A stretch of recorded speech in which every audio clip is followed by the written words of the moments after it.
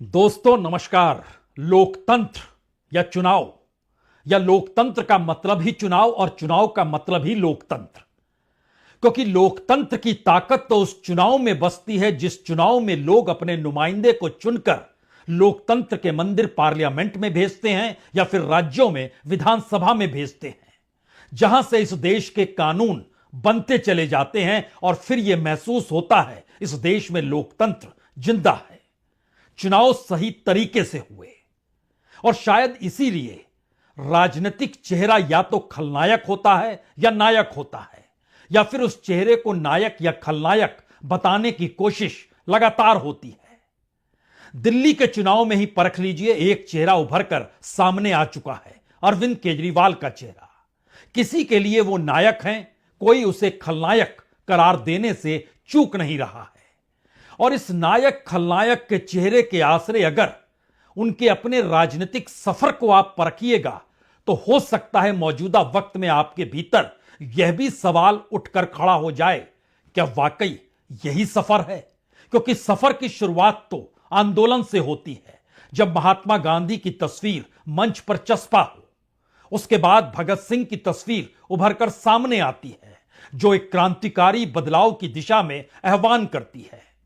और फिर उसके बाद बाबा साहब अंबेडकर की तस्वीर सरकारी दफ्तरों में चस्पा इस तर्ज पर की जाती है जहां पर यह वोट बैंक के तर्ज पर देखा जाए। और बात निकलते निकलते 2025 के चुनाव में सनातन सेवा समिति तक आ जाती है, जहां पर इस देश के तमाम मंदिरों के पुजारी हों, ग्रंथी हों, धर्माचार्य हों, सभी के लिए एक रास्ता आम आदमी पार्टी खोल देती है। और यह चुनाव धीरे धीरे अरविंद केजरीवाल के इर्द गिर्द सिमटने लगता है। लेकिन यह चुनाव, यह आंदोलन की शुरुआत हमें लगता है आज हर क्षण को परख लीजिए, क्योंकि एक चेहरा 2014 में नरेंद्र मोदी का भी था। वो चेहरा गुजरात से निकला था। उस चेहरे के पीछे उस दौर में गुजरात के दंगों का जिक्र था, वाइब्रेंट गुजरात का जिक्र था, इस बात का जिक्र था कि आरएसएस उनके पीछे क्यों खड़ी है। और इन्हीं परिस्थितियों के आसरे 2014 में जब वो चुनाव जीत रहे थे या उस दिशा में बढ़ रहे थे, तो फिर करप्शन सबसे बड़ा मुद्दा था। अरविंद केजरीवाल का भी मुद्दा करप्शन से ही जुड़ा था। सत्ता में कांग्रेस थी और करप्शन का मुद्दा कहां से निकल कर आया? उस वक्त के सीएजी विनोद राय को आप याद कीजिए और फिर सोचिए कि अगर विनोद राय ने उस दौर में 2G स्पेक्ट्रम का जो पूरा स्कैम था, अगर उसको ना उभारा होता, अगर कोयला गेट, कोल स्कैम जो था, अगर उसका जिक्र ना किया होता, क्योंकि इन दोनों को लेकर उन्होंने इस देश में राजस्व का घाटा तकरीबन 1,70,000 करोड़ और दूसरे में 1,76,000 करोड़ का जिक्र किया था। और बाद में उन्होंने सार्वजनिक तौर पर कहा कि दरअसल वो पूरा एक परसेप्शन था, यानी जो कहा गया इतने राजस्व का घाटा होगा वो गलत था। यानी एक व्यक्ति नौकरशाही के शीर्ष पर बैठकर इस देश के भीतर जिन मुद्दों को अपनी कुर्सी के जरिए और कलम के जरिए उभार देता है, राजनीति उसे लपक लेती है। यह बात तो किसी को भी समझ में आ सकती है, लेकिन राजनीति ही अगर उस कुर्सी को खाद पानी देने लग जाए तो इसके मतलब बहुत साफ है कि आने वाले वक्त में इस देश के भीतर में अब राजनीतिक सत्ता यह सोचने लगी है कि जब कुर्सियों पर बैठे हुए चेहरे राजनीतिक चेहरे हो नहीं सकते हैं और इस देश के भीतर का लोकतंत्र राजनीतिक चेहरों के आसरे जीता और मरता है, तो फिर वो कल्प्रिट होंगे या नहीं होंगे, वो खलनायक होंगे या नहीं होंगे, इसकी सुनवाई तो कभी नहीं होगी। शायद इसीलिए इस देश के भीतर विनोद राय की जो शुरुआत थी, उसने इस देश में अन्ना आंदोलन को जन्म दिया। उनके फैसले या उनके परसेप्शन ने बीजेपी को सत्ता तक पहुंचा दिया। उस दौर में पार्लियामेंट चल नहीं रही थी और उस परिस्थिति से जब आप आगे निकलकर मौजूदा वक्त में खड़े होंगे तो हो सकता है कई चेहरे आपके जहन में इस दौर में आ जाएं और आप वाकई सोचने लगें कि अच्छा, इनका जो योगदान होना चाहिए, जिन पदों पर ये बैठे रहे, उन पदों से जो फैसले निकले, जहां जहां जिस जिस कानून के तहत इनके हस्ताक्षर हुए, असल कल्प्रिट तो यही है। लेकिन राजनीति ने उसे लपक लिया या राजनीति ने उन्हें ही सामने लाकर खड़ा कर दिया। मसलन आपके जहन में चीफ जस्टिस रंजन गोगोई का नाम आ सकता है। जैसे ही वो पार्लियामेंट में पहुंचे रिटायरमेंट के बाद, एक के बाद एक उनके फैसलों पर हर किसी की नजर जाने लगी। हर कोई यह सोचने लगा क्या वाकई उनके द्वारा दिए गए फैसले राजनीतिक सत्ता के अनुकूल थे, क्योंकि उस दौर में उनके खिलाफ जो सेक्स स्कैंडल का मामला था, क्या उसको सत्ता बार्गेनिंग की ताकत मानकर काम कर रही थी, और उस दौर में जो फैसले थे वो सत्तानुकूल थे। लेकिन सुप्रीम कोर्ट की एक साख है, साख ही नहीं है, सही मायने में इस देश के भीतर न्याय का एक आखिरी दरवाजा है। और चीफ जस्टिस ऑफ इंडिया, कोई सोच नहीं सकता था इससे पहले कि इस देश में जो फैसले हो रहे हैं वो फैसले चीफ जस्टिस ऑफ इंडिया की तरफ से निकलकर सत्ता के अनुकूल हो जाए। कोई नहीं सोच सकता था। या फिर आपके जहन में हाल में रिटायर हुए चीफ जस्टिस डीवाई चंद्रचूड़ भी याद आ सकते हैं। उनके द्वारा दिए गए फैसले आप सोच सकते हैं क्या वाकई वो सत्ता के अनुकूल इस तर्ज पर थे, जहां पर कोई रास्ता न्याय के लिए निकले ही नहीं।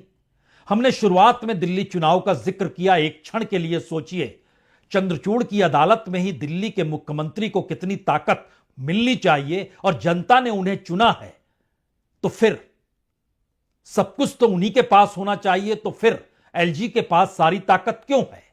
फैसला देते वक्त कलम नहीं डिगी और उसमें लिखा गया कि सारी ताकत दिल्ली के मुख्यमंत्री के पास होगी, लेकिन एक लाइन खींची गई जिसमें इस बात का जिक्र था कि अगर संसद चाहे तो वो जिसे चाहे उसे ताकत दे सकती है, और संसद ने मोहर लगा दी कि एलजी के पास दिल्ली की पूरी ताकत होगी, पूरी सत्ता उन्हीं के इशारे पर चलेगी। अब आप यहां पर एक सवाल कर सकते हैं, तो दिल्ली में चुनाव क्यों हो रहे हैं? इस चुनाव का मतलब क्या है जब चुनी हुई सरकार के हाथ में कुछ भी नहीं है? बिजली पानी देने का काम तो म्युनिसिपल कॉरपोरेशन कर सकता है, इसके लिए इतना बड़ा चुनाव, और उस चुनाव में प्रधानमंत्री का कूद जाना। मुख्यमंत्री अरविंद केजरीवाल जो इससे पहले थे वह भी कूद गए। यानी राजनीतिक तौर पर दिल्ली का वह चुनाव सबसे बड़ा हो गया जिस चुनाव के भीतर मुख्यमंत्री के पास कोई ताकत ही नहीं है। लेकिन राजनीतिक चेहरा अरविंद केजरीवाल है, राजनीतिक चेहरा एलजी नहीं है। राजनीतिक चेहरा किसी भी नौकरशाही के जरिए दिया गया कोई फैसला या उस नौकरशाही का चेहरा नहीं है। अब बहुत दूर नहीं जाइए, याद कीजिए, उससे पहले एक बार फिर लौट चलिए जब आंदोलन की शुरुआत अरविंद केजरीवाल ने की थी, या फिर प्रधानमंत्री नरेंद्र मोदी प्रधानमंत्री बने थे, निर्भया कांड हुआ था। निर्भया कांड के वक्त बड़ी तादाद में लोग रायसीना हिल्स पर नजर आए थे। लग ऐसा रहा था जैसे इतने सारे लोगों का हुजूम पता नहीं राष्ट्रपति भवन में न घुस जाए। उस वक्त होम सेक्रेटरी कौन थे? आरके सिंह थे। वही आरके सिंह जो बाद में मोदी कैबिनेट के हिस्सा बन गए। वही आरके सिंह जो होम मिनिस्ट्री में रहते हुए उस वक्त किन परिस्थितियों के साथ किस दिशा में काम कर रहे थे, वह उस अक्स तले भी समझा जा सकता है जब एक नाम संजय बारू का भी आ जाए। और सोचने लगे आप भी कि संजय बारू तो मनमोहन सिंह के मीडिया एडवाइजर थे।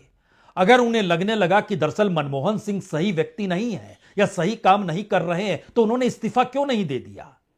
बतौर मीडिया एडवाइजर रहते हुए जो उनका काम था कि मीडिया के साथ प्रधानमंत्री के ताल्लुकात कैसे रहें, उन्होंने एक किताब लिख डाली जिस किताब के जरिए भारत की राजनीति में एक भूचाल भी आया।